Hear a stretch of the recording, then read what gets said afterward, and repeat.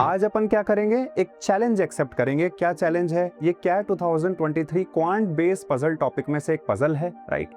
इसको हमें 2 मिनट्स के अंदर अंदर क्रैक करना है। तो आप मेरा एक्सप्लेनेशन या सॉल्यूशन यहाँ देखें उससे पहले आप खुद भी ट्राई कर सकते हैं, right.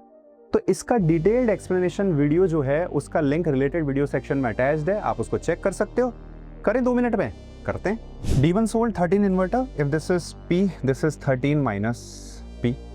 And D3 sold 5 non-inverter. So if this is Q, this is 5 minus Q. Done. A total of 6 window non-inverter. This is 6. And 36 split inverter. This is 36. Done. Split by D1 is twice that of window. So if this is X, this is 2X. Done. D3, D4 equal number of window. If this is A, this is A. And 1/3 of, okay, so this is 3A. Done. D2, D3 were the only ones who sold window non-inverter. This is 0, 0. The number of these AC by D2 is twice of D3, so this is 2Q. ये sum 6 है, so this will be 2, this will be 4. Done. D3, D4 equal number of split inverter. So if this is B, this is B, and this is half of similar by D2. So this is 2B. Nice. Okay.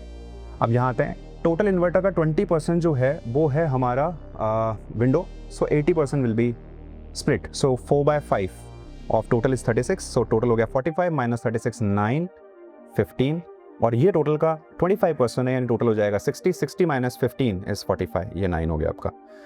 This is, if this is 2 2 6 10, then this will be 5. feasible है, right.